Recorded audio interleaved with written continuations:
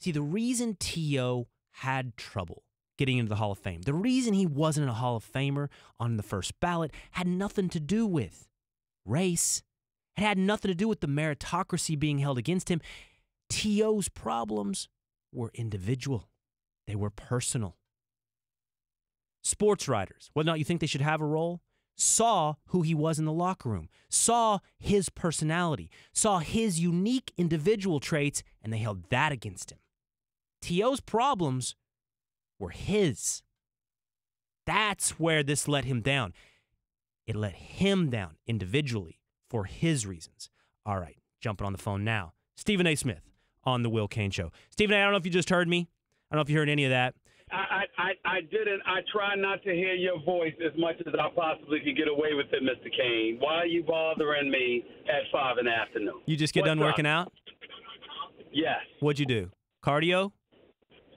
Boxing. Oh, really? I didn't know that was behind these debates. I run into that if I go too far? Say what? I run into that if I go too far? A little boxing, huh? No, you'd have to agitate me, and that would mean that you're formidable, and I don't concern myself with that when it comes to you, sir. Hey, man, here's what I said. I played your clip, the one that's gone viral. Yeah. I said I feel like this about it.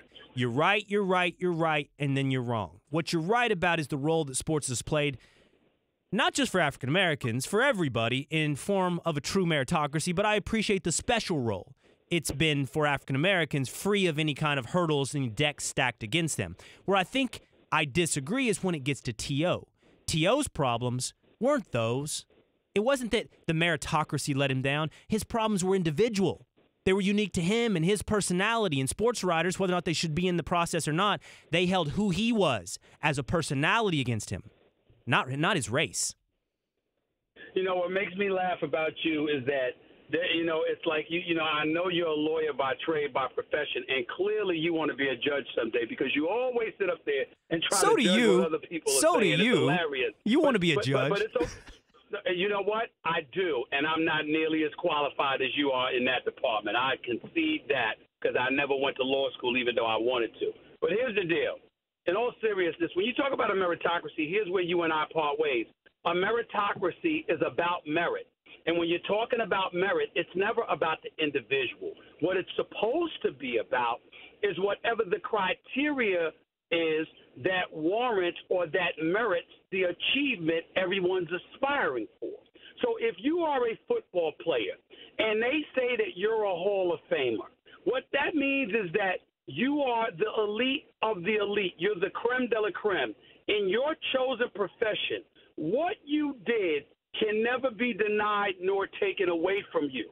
And what he was saying is that that's what transpired when it came to him, and he thought it was unfair. He did not say he was perfect. He did not say that he was devoid of mistakes. I highlighted petulance, childishness at times, being a bit too emotional. All those things warrant a critique of him that says, I like him or I don't like him, I want him around or I don't want him around or whatever. What it should have nothing to do with is the yards, the receptions, the touchdowns that he accumulated, how very few people, not even 5, in the history of the game have done what he has done. Yeah, but who he is. And that's the issue. Yeah, I get it, Stephen A., but who he is as a player includes who he was in the locker room. It includes the effects he had on teams as a personality. But that's not what they say. And that's where the problem lies. Because if you're saying, hey, well, you know what? Your likability and what have you factors into the equation, and that's part of the bylaws and the things that are stipulated according to the Hall of Fame, then that would be different. But the man read off to you the things that come associated with being a Hall of Famer. You know what I have a problem with, Stephen A., what I'm getting at, and maybe you don't have a disagreement with me on this, but I feel like T.O. is trying to make this more than it is. He's tried to make it as I'm standing up for other people and their process in the Hall of Fame. In your clip, which I just played, you talk about the role of meritocracy in sports and the role it's played in race as well. And the thing is, I just feel like this is about T.O. and T.O.'s life and T.O.'s personality. It's not about these bigger, more important things. It's about him. Yeah, but to a lot of people it is, Will. And again, forget stop focusing on T.O. just for 1 second and listen to what I'm saying. You grow up in from a deprived and desolate environment. You come from a community that firmly believes and recognizes that the odds are stacked against you.